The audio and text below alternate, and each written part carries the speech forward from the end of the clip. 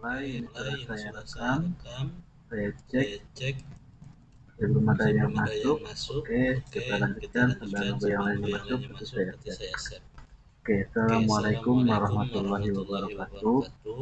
Selamat malam Selamat malam semuanya. semuanya. Waalaikumsalam warahmatullahi wabarakatuh. Malam Pak. Oke, terima kasih. Oke, alhamdulillah malam hari ini kita bertemu kembali walau secara online. Sebelumnya saya minta maaf ya kalau misalkan saya belum bisa ke kampus, kita belum bisa offline, jadinya mungkin masih online. Oke, malam hari ini kita akan bahas yang namanya PLC. Jadi malam hari ini tidak ke RPA lagi, bukan ke RPA lagi, tapi pas saat saya mau bikin modul RPA saya ada modul PLC. Nah, lupa saya belum saya bagikan. Jadinya saya lanjutkan dulu ke PLC, nanti minggu depan PLC yang kedua baru nanti ke RPA lagi. Seperti itu. Oke, untuk modulnya sudah saya share di e-kampus, lalu juga untuk penugasannya. Bisa kalian cek, baca, pahami, kalau ada yang mau ditanyakan, monggo silakan. Oke, lanjut. Ini bobot penilaiannya dan juga untuk kontrol perkuliahan. Jangan lupa untuk tugasnya paling lambat sebelum UAS. Tidak ada kontestasi, kalau misalkan telat sudah. Jadi saya ingatkan kembali, segera kumpulkan bagi yang belum, masih ada waktu. Oke, karena ini pertemuan ke-13 minggu depan ke-14. Kemungkinan UAS kalau nggak di akhir bulan atau di awal bulan depan. Seperti itu.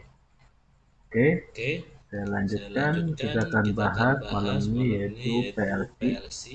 Nah, PLC sendiri di dalam otomasi sistem itu berupa Programmable Logic Control. Nah, dimana kalau misalkan secara komunikasi PLC itu berupa Power Line Carrier. Jadi untuk komunikasi data menggunakan kabel kawat tembaga. Biasa dipakai di kereta api ataupun di PLN. Nah, tapi kalau di otomasi sistem, khususnya di dunia industri, PLC itu Programmable Logic Control. Di mana PLC ini yaitu suatu komputer elektronik yang mudah digunakan untuk khususnya di industri yang mana memiliki fungsi kendali untuk berbagai tipe dan merek tergantung dari tingkat kesulitannya. Nah, tapi kalau secara Xavier di tahun 1942 dia menjelaskan di mana PLC itu merupakan suatu sistem elektronik yang beroperasi secara digital, di mana didesain untuk pemakaian industri, dan sistem tersebut menggunakan memori. Ada dua, ada ROM dan RAM. Di mana RAM datanya itu tidak bisa dihapus, jadi datanya bisa digunakan untuk beberapa instruksi, contohnya timer, counter, data memori, dan ada juga ROM, di mana datanya bisa kita tulis dan hapus, khususnya untuk memprogram PLC tersebut, di mana menggunakan diagram ladder ataupun menggunakan komen perintah langsung ke PLC-nya. Oke. Nah, biasanya PLC yang pernah saya gunakan hampir lumayan banyak, yaitu mereknya dari Cayon, Omron, itu sering dipakai di industri, di PT saya khususnya.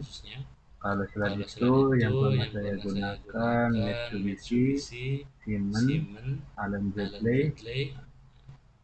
Nah, masing-masing dia mempunyai HMI-nya sendiri ya, dimana HMI-nya sama dari PLC-nya itu harus sesuai, tidak bisa dikombinasikan sendiri-sendiri. Dia mempunyai spesialis sendiri. Kemudian ini sistem PLC, di mana sistem PLC ini ada 3 komponen. Komponen pertama yaitu microprocessor atau unit prosesor. Nah, kemudian yang kedua modul I/O, dan yang ketiga perangkat pemrogramannya. Nah, Versi ini merupakan mikroprosesor, di mana tingkatannya lebih tinggi dibanding microcontroller. Microcontroller yang semester kemarin kita belajar IoT, nah itu seperti Arduino. Nah itu di atasnya lagi yaitu ada namanya mikroprosesor. Nah ini kita bahas tentang PLC. Kemudian fungsi kerja dari ketiga komponen ini bisa dilihat dari blok diagram di bawah ini ya, di mana ada sensor yang masuk, kemudian nanti akan dimanage atau dikelola oleh modul I/O, modul input output. Nah, khusus untuk yang sensor atau masukkan sensor nanti akan masukkan ke modul input, di mana modul I/O ini juga mempunyai output berupa modul keluaran untuk mengendalikan si relaynya, yaitu normally open dan normally close. Kemudian di modul lain ini nantinya akan dikontrol oleh unit prosesor. Nah, prosesor tersebut yaitu bisa melakukan dengan pemrograman. Nah, ini secara garis besarnya bisa dijabarkan kembali, di mana di dalam modul tersebut yaitu ada yang konfidensial berupa catu daya yang diawali dari catu daya luar, di mana catu daya luar ini untuk mengcover keseluruhan modul, baik itu modul I/O, unit prosesor, modul input output.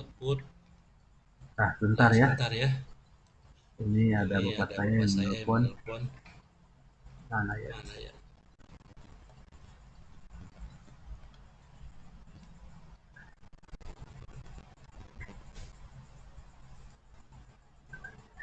Halo, assalamualaikum. Oi. Tadi kan Asep ngomong gitu kampanye operasi. Biaya operasi dagang kan 10 dulu Asepnya. Heeh. Nah, mau cerita ke Abang. Terus cerita Abang, dia Abang yang ngomongin.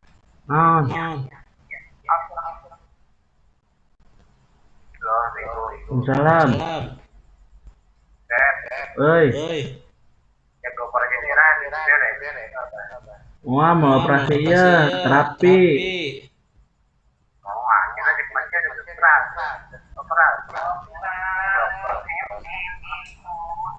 Itu ya mah cuma iklan doang, iklan di rumah sakit Siloam.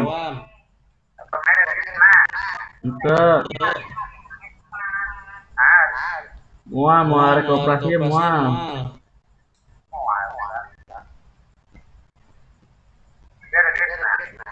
Iya, mau operasinya mual.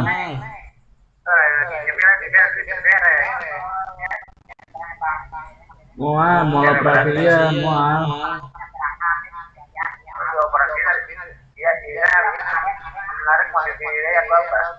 Mual, mau operasinya mual. Tadi macam ngomong Sama iklan di rumah sakit. Iklan rumah sakit. Promo akhir tahun.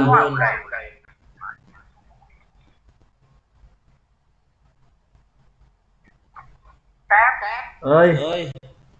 Tadi kan apa cerita itu kan aku mah diceritakan ke apa mere apa siap marek mah eta lain lagi dia mere sukaan tuh. Ya, saya mau operasi iya, itu mah cuma iklan di rumah sakit, promo akhir tahun. Oh, lain dokter ngomong Lain. Marek abang mah lain kesehatan mere gitu. Ya operasi mah. Mau operasi ya mual.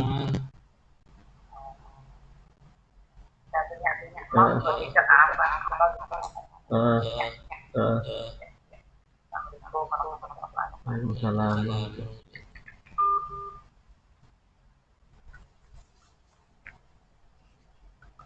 Oke, saya lanjutkan. Nah, di sini ada catu daya dalam. Nah, catu daya dalam sendiri ini khusus ya. Nah, biasanya catu daya itu hanya pada modul prosesor atau di modul I/O seperti itu. Nah, nanti di mana sinyal yang masuk berupa sinyal inputan akan diproses ke prosesor.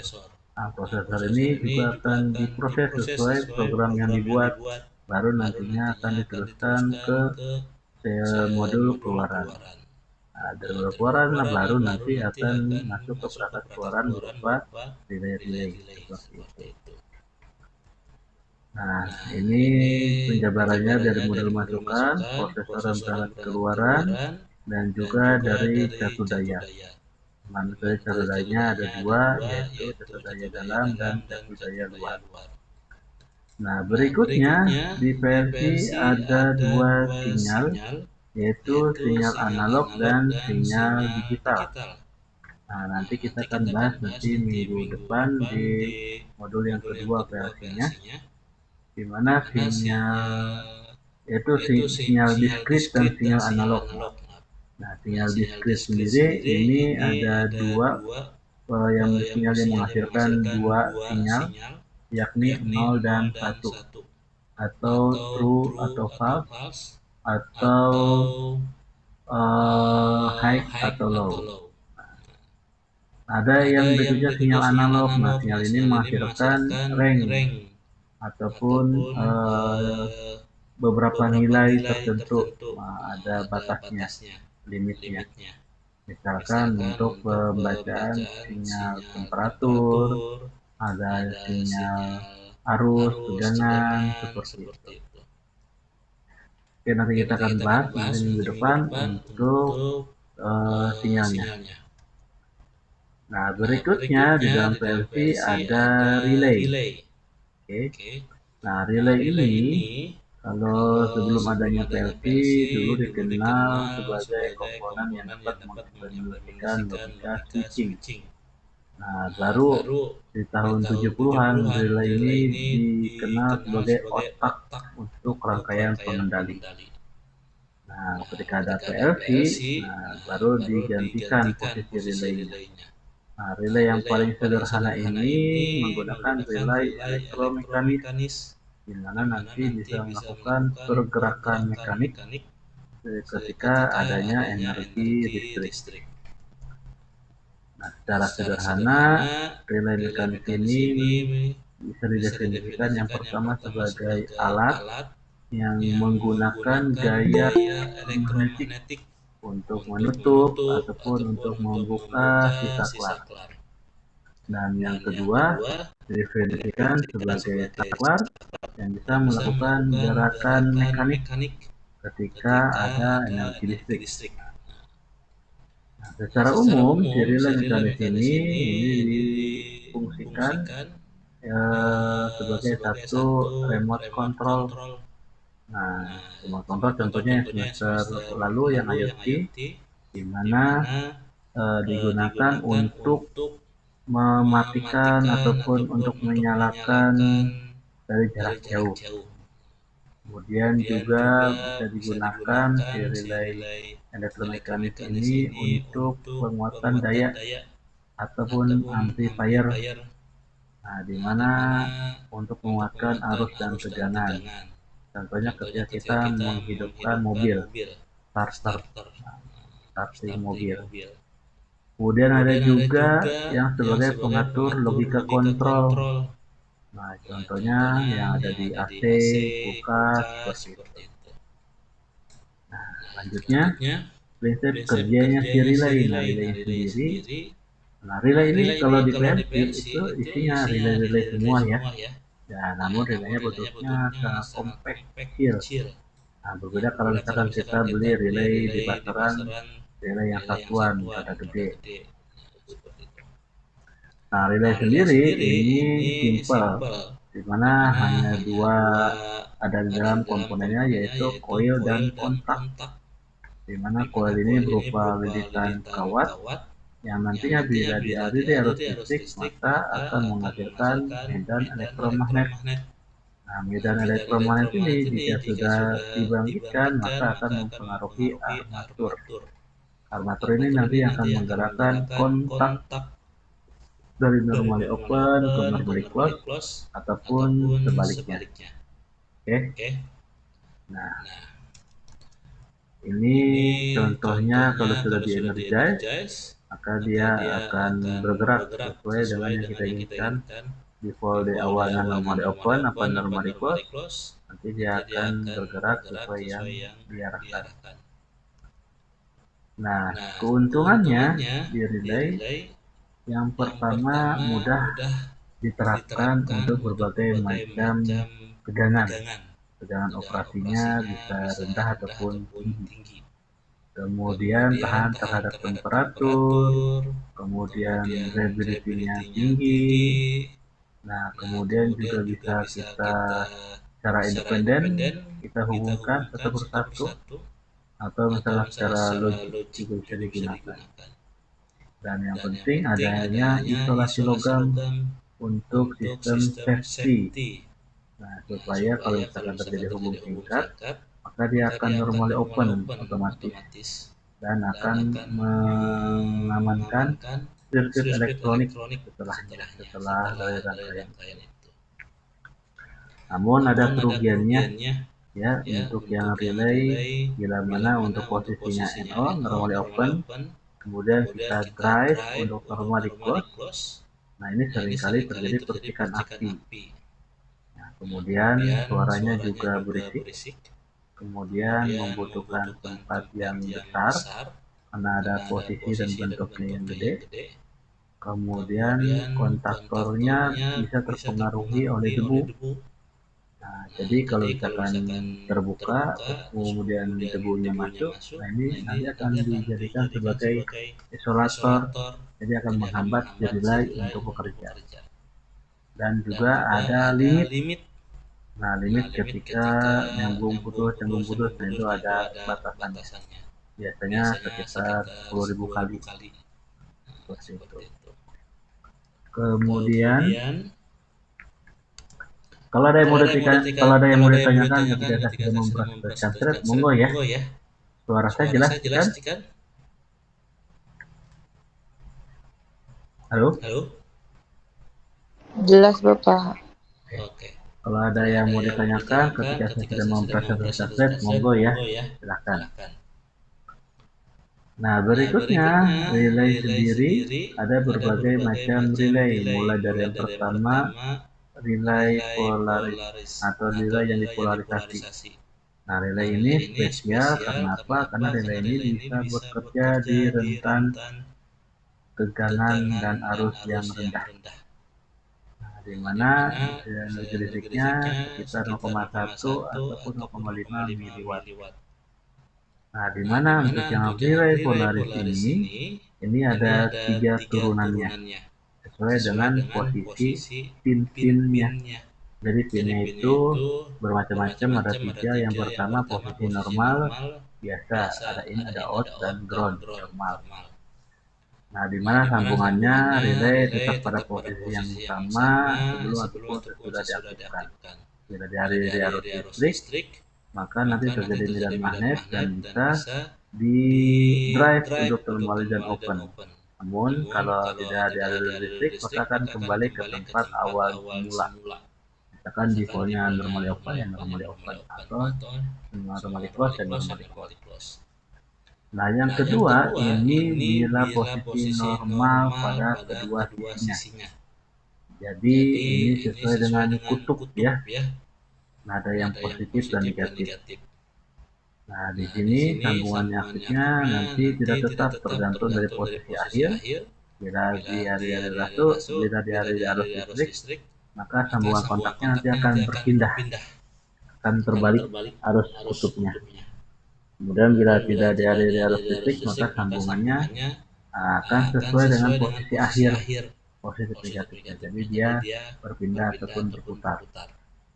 Nah, di sini nanti ada turunannya dari relay polaris yang posisi normal di kedua sisi, yaitu berupa latching, di mana posisi nanti akan mengunci.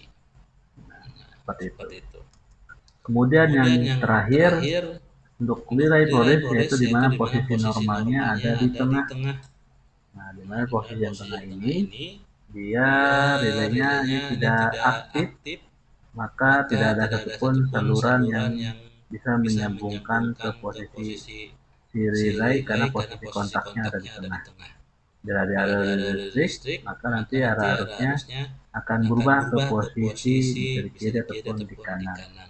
Bila tidak ada arah listrik, maka akan balik lagi ke tengah. Seperti itu. Nah, ini nanti masuk turunannya berupa relay remnant. Nah, ada turunannya yang pertama untuk relay latching atau relay yang mengunci. Ini dari turunan dari relay polaris yang posisi sama sisinya, dimana nanti dikontrol bila ada elektromagnetik, maka dia akan bergerak untuk normally open dan normally close. Kemudian kalau misalkan tidak ada listrik, maka dia akan mengunci di posisi terakhir, baik itu normally open ataupun normally close. Kemudian ada yang berikutnya yaitu relay remnant. Nah, relay remnant ini dia posisinya akan menyimpan elektromagnetik walau sumber energinya telah hilang atau tidak ada listrik, di mana nanti bisa kita adjust untuk menghilangkan elektromagnetiknya ataupun bisa kita adjust relay tanpa arus listrik bila sudah tersimpan elektromagnetiknya untuk normally open ataupun normally close.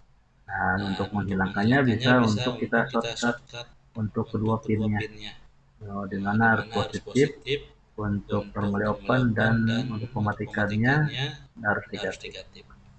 Seperti itu. Dan ada yang di dalam PLC yaitu relay tunda waktu.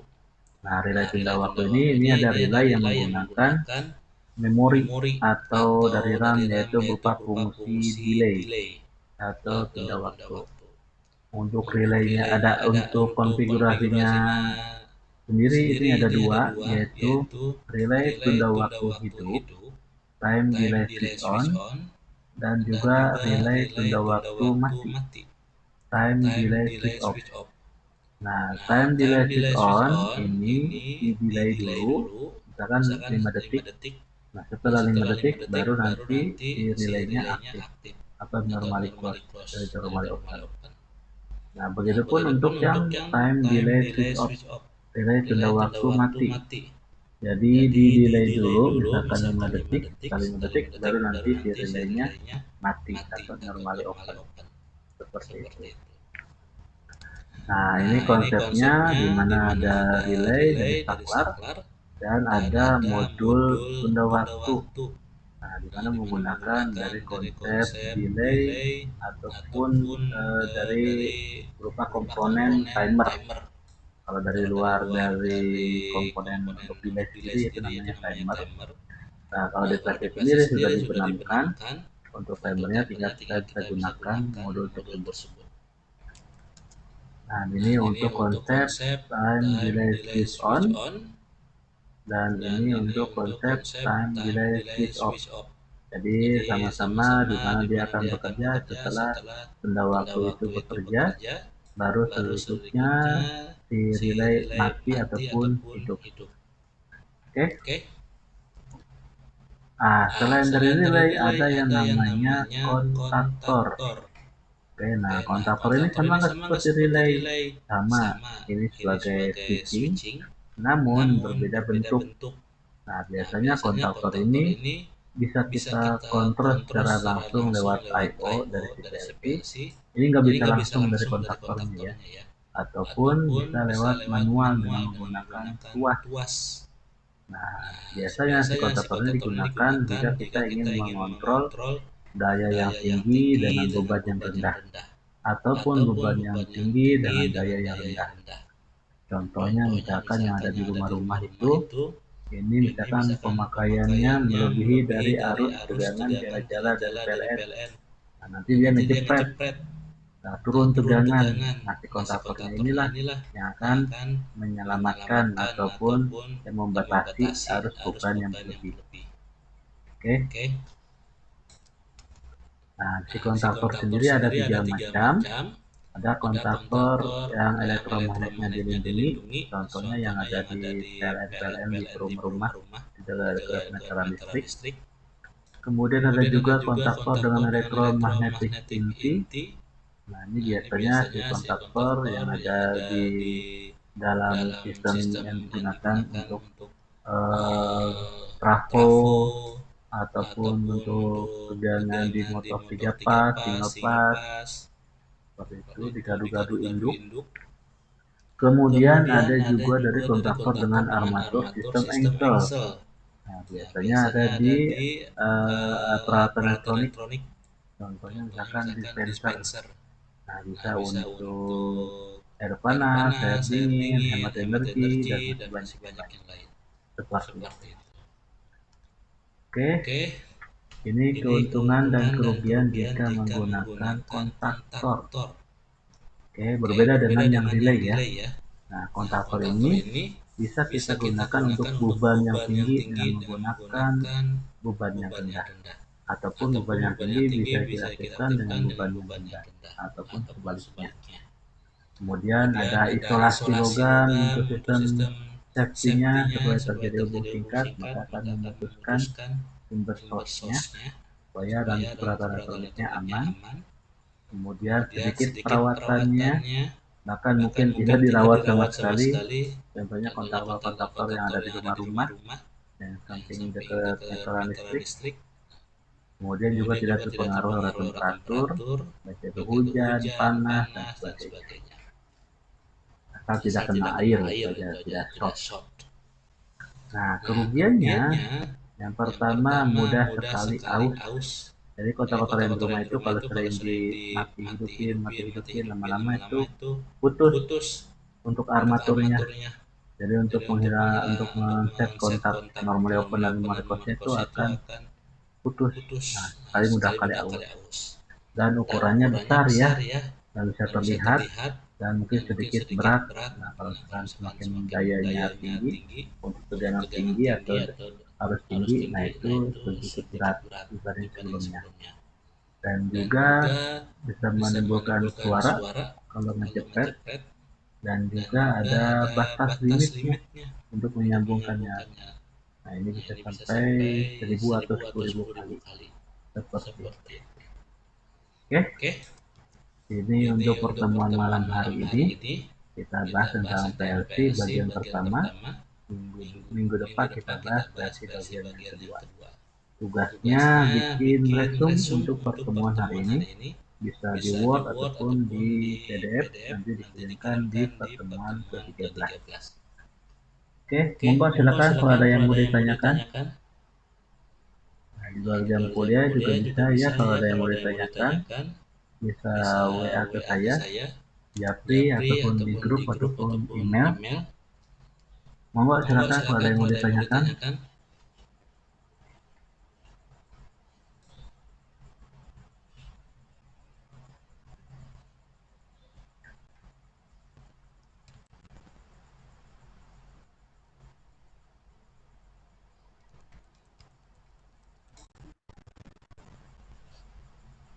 Jangan lupa untuk tugasnya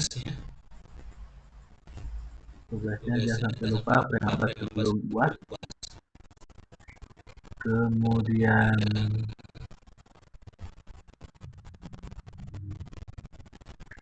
absensi, jangan lupa untuk absensi dari kampus kita tulis online, isi kolom komentar ataupun ketika absen di pertemuan yang sedang berlangsung. Monggo silakan kalau ada yang mau ditanyakan.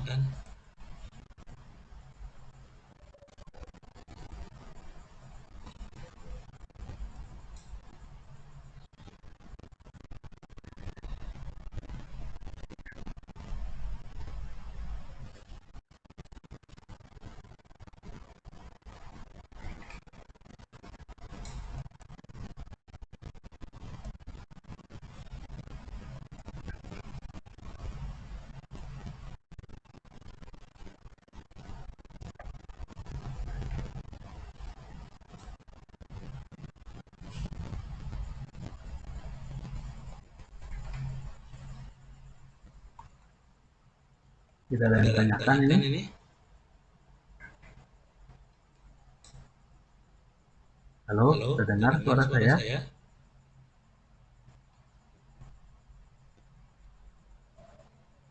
Ya, malah keluar.